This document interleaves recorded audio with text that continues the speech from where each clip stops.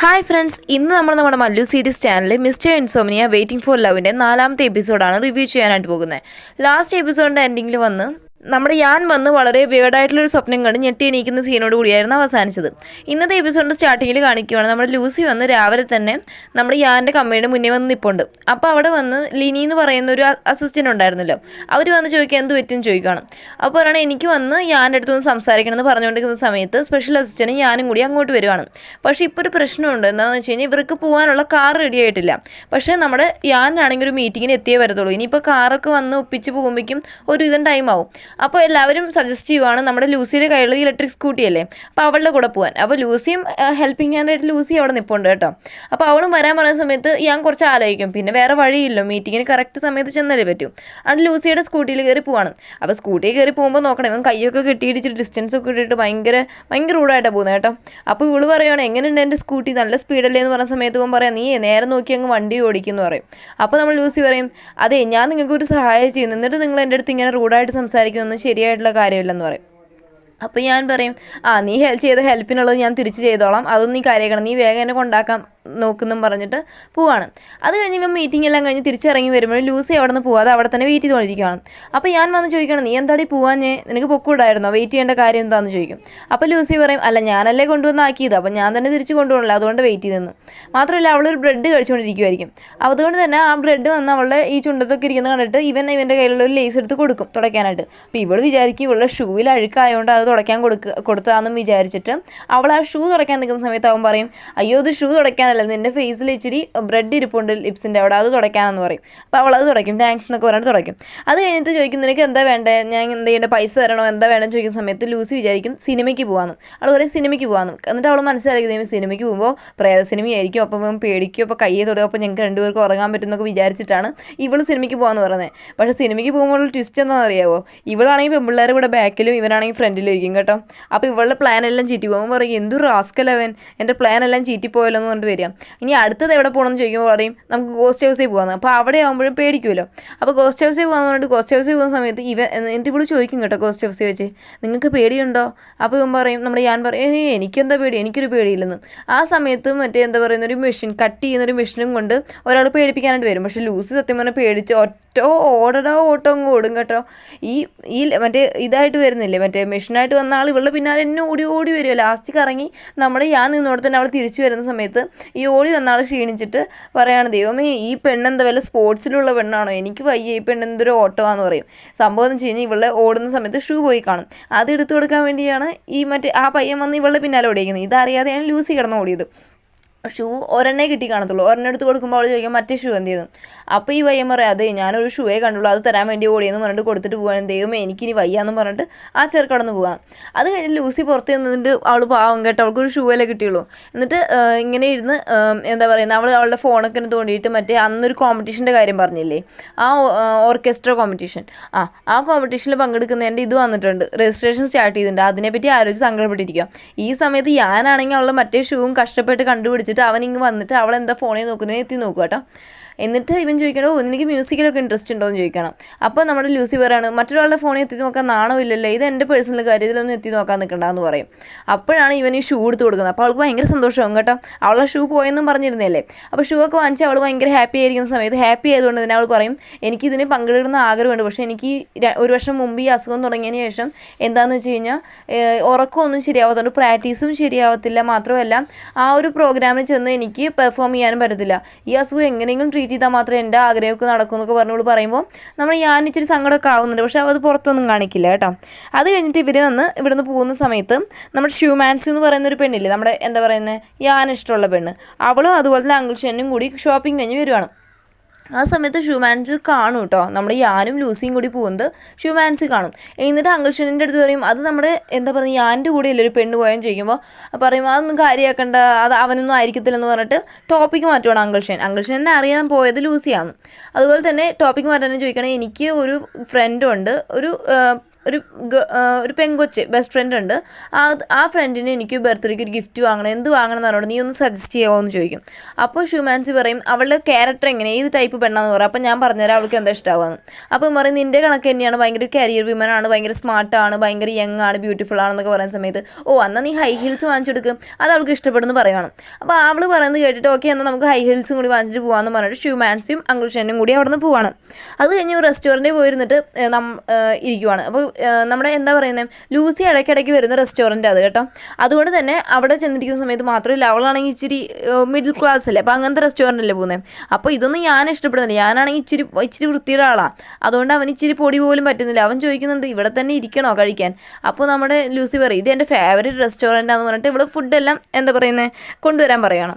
അതുപോലെ തന്നെ ഇവൾ പറയുകയാണ് ഇച്ചിരി രാത്രി ഇനി ഉറങ്ങണ്ടേ, അപ്പോൾ അവൾക്ക് ആൽക്കഹോൾ എടുത്തല്ലേ പറ്റും. അപ്പോൾ 2 ഗ്ലാസ്സിൽ ഒരു കുപ്പി ആൽക്കഹോൾ എടുക്കാൻ പറയണം. അപ്പം ഞാൻ പറയുകയാണ് ഞാൻ കുടിക്കത്തില്ലെന്ന്. അപ്പോൾ ഇവൾ പറയുകയാണ് പ്ലീസ് എനിക്ക് വേണ്ടി ഇച്ചിരി കുടിക്കുന്നു പറഞ്ഞ് നിർബന്ധിച്ച് ഇവനെ കൊണ്ട് കുടിപ്പിക്കുകയാണ്. കുടിപ്പിച്ച് ലാസ്റ്റ് ഇവർ രണ്ടുപേരും കുടിച്ച് അവർ രണ്ടുപേരും കൂടി അവിടെ മയങ്ങി വീഴുന്ന പോലെ സീൻ കാണിക്കും. അവനെ പിറ്റേന്ന് രാവിലെ നോക്കുമ്പോൾ നമ്മുടെ ലൂസി ആണെങ്കിൽ ബാത്റൂമിൽ നിന്ന് എണീക്കുന്നത് കേട്ടോ. അവളായിരിക്കും ഞാനിതെങ്ങനെ ഇവിടെ വന്ന്. അതുപോലെ തറയെ നോക്കുമ്പോൾ ദാണ്ടി നമ്മുടെ ഞാൻ തറയിൽ കിടക്കുന്നു. ഇവിടെ വന്നിട്ട് എണീറ്റ് താഴെ ഇറങ്ങി വരുന്ന സമയത്ത് ഹോളിൽ കാണുവാണ് എന്താണ് കുറേ ലേസ് പാക്കറ്റ് പൊടിച്ചതും കുറേ കുപ്പി അത് ഇതെല്ലാം ഇരിപ്പുണ്ട്. അപ്പോഴവൾക്ക് തലേന്ന് നടന്ന രാത്രി കാര്യമാണ് ഓർമ്മ വരിക. ഇവർ രണ്ടുപേരും കൂടി പാർട്ടി ആയതെന്നും പറഞ്ഞിട്ട് അവൾ രണ്ടുപേരും കൂടി ഡാൻസ് കളിക്കുക, പാട്ട് പാടുക.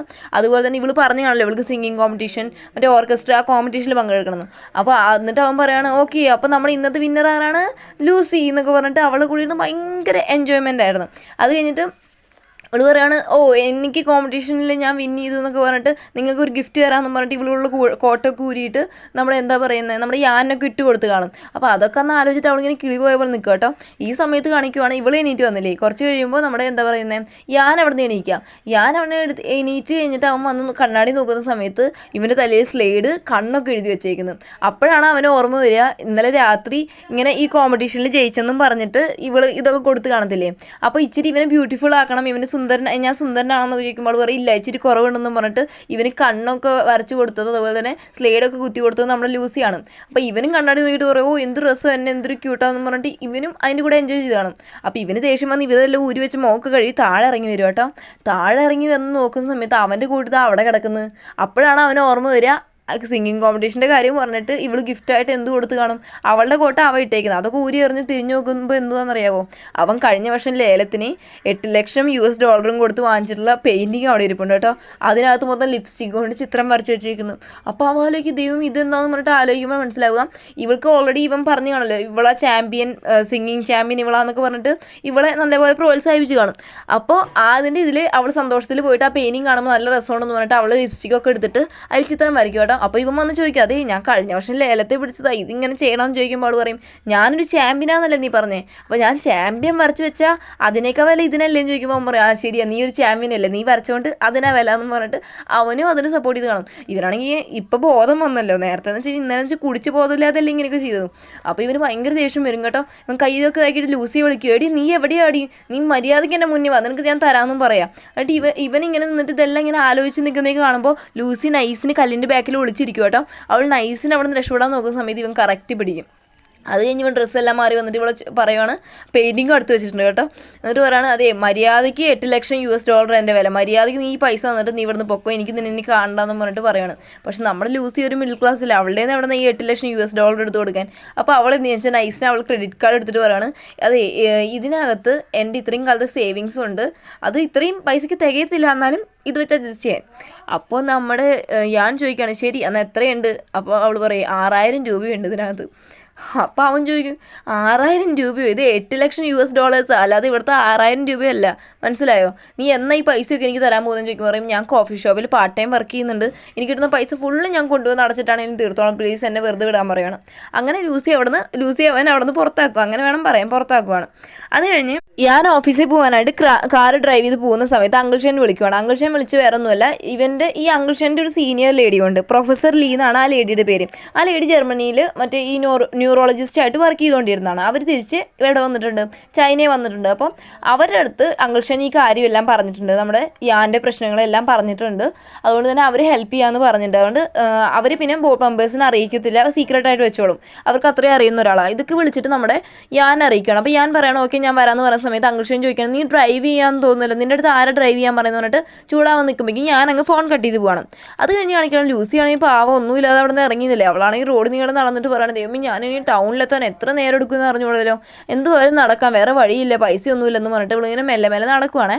അപ്പോഴാണ് നമ്മുടെ എന്താ പറയുന്നത് ഈ യാൻ്റെ കാറ് പാസ് ചെയ്തു. അപ്പോൾ യാൻ ഈ മറ്റേ വിൻഡോ ഇല്ലേ, മറ്റേ ഗ്ലാസ് വഴി കാണും ഇവിടെ നടന്നു വരുന്നത്. അപ്പോൾ നൈസിന് ഈ കാറ് റിവേഴ്സ് എടുത്തിട്ട് പറയാണ് കയറിക്കോ ഞാൻ കൊണ്ടുപോയി ഡ്രോപ്പ് ചെയ്യാമെന്ന് പറയണം. അപ്പോൾ ലൂസി ആദ്യം ഇച്ചിരി ചാടിയിടും, കാരണം രാവിലെ ഉണ്ടായ സംഭവമൊക്കെ അങ്ങനെ ആയിരുന്നല്ലോ.